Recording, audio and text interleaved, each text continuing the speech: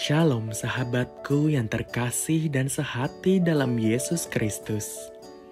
Jumpa lagi kita pada kesempatan kali ini.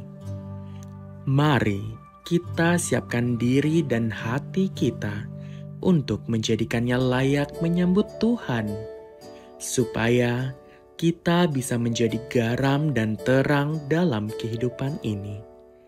Tentunya dengan bersama kita Resapi, Renungan Sabda Pendalaman Iman, presented by BPK PKK KAJ.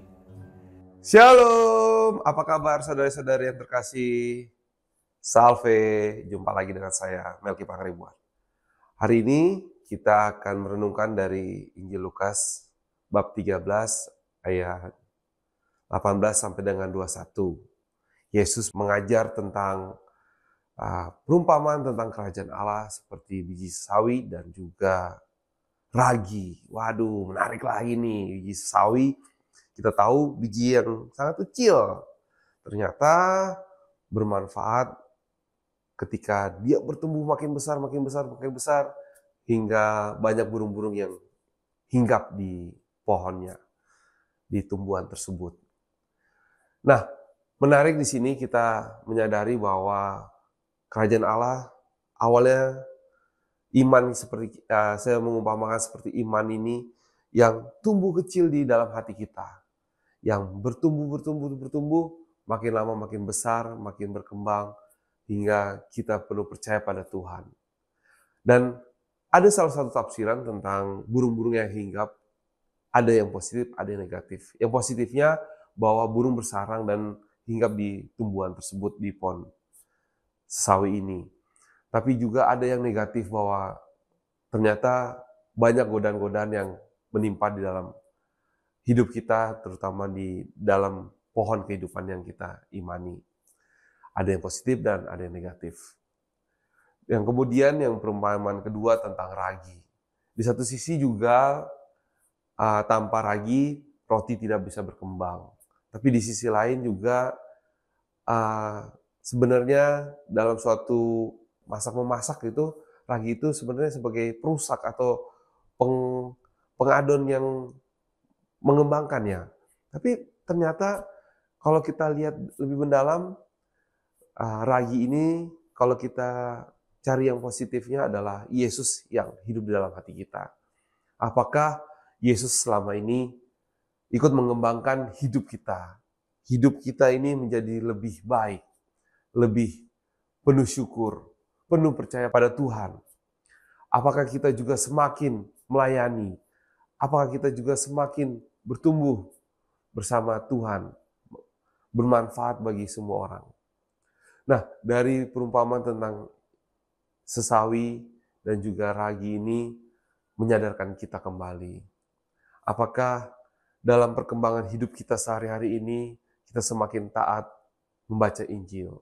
Apakah kita semakin bermanfaat bagi orang lain? Apakah firman Tuhan atau sabda Tuhan itu sungguh kita implementasikan dalam hidup kita sehari-hari? Mari kita kembali lagi sebagai benih-benih kerajaan Allah. Kitalah benih-benih itu juga yang sebenarnya Tuhan ingin kembangkan sebagai terang, sebagai bermanfaat, sebagai pohon yang rindang di dalam kehidupan di keluarga, di masyarakat, dan juga bangsa dan negara ini. Demikian juga roti dan ragi ini perpaduan yang sangat menarik. Kalau tidak dia akan istilahnya bantet ya, atau tidak mengembang. Apakah kita mau iman kita ini semakin tumbuh dalam pelayanan komunitas, kerohanian kita, puji-pujian, penyembahan, dan juga berbagai karya pelayanan kita di masyarakat dan dimanapun kita berada.